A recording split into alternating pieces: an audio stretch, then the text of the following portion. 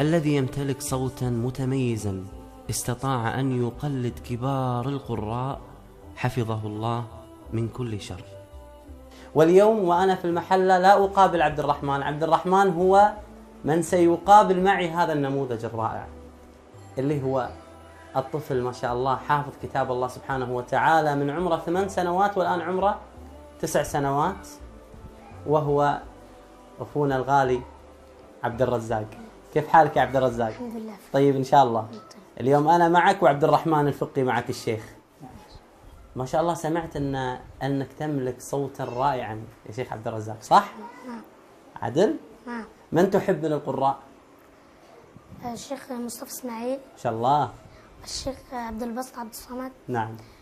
والشيخ محمد رفعت، نعم. والشيخ الدوسري، والشيخ الحصري، ما شاء الله. الشيخ مشعر. ما شاء الله ما شاء الله. طيب إيش رأيك نسمع صوت الشيخ يقرأ لنا شيء؟ نعم نستمع. يلا اختار لنا من قراءة الشيخ عبد الباسط، نسمع من صوتك. بسم الله الرحمن الرحيم. والضحى والليل إذا سجى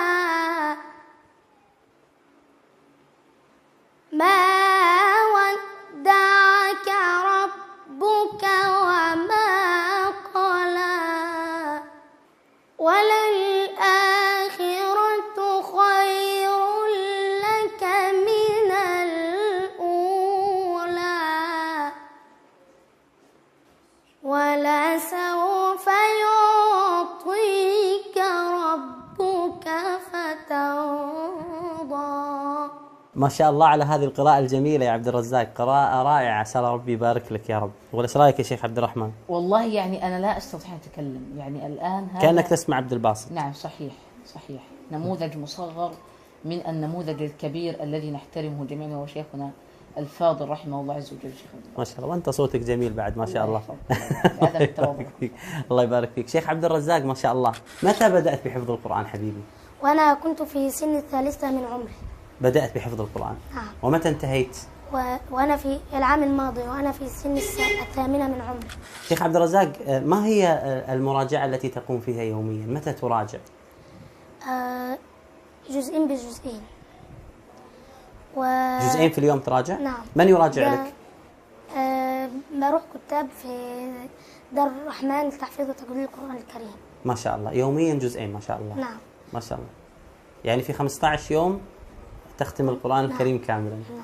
طيب أنت جاهز للاختبار دام أنك تحفظ كتاب الله سبحانه وتعالى؟ جاهز؟ أنا أسألك سؤال والشيخ عبد الرحمن يسألك سؤال، إيش رأيك شيخ عبد الرحمن؟ نعم إن شاء الله بإذن الله عز وجل. يلا. إن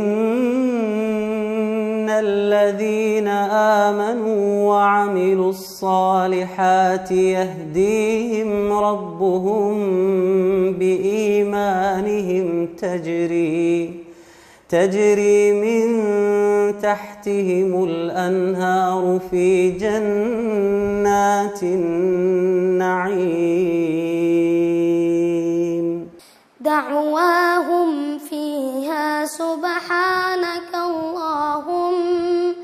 سبحانك اللهم وتحيتهم فيها سلام وآخر دعواهم أن الحمد لله رب العالمين.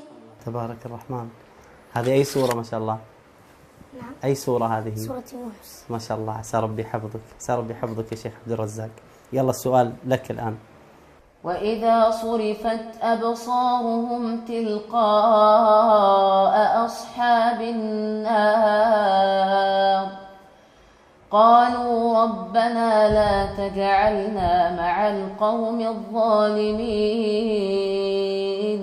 ونادى أصحاب الأعراف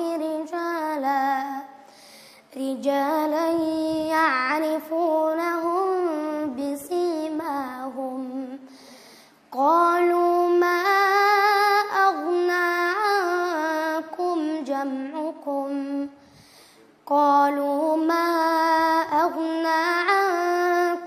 جمعكم وما كنتم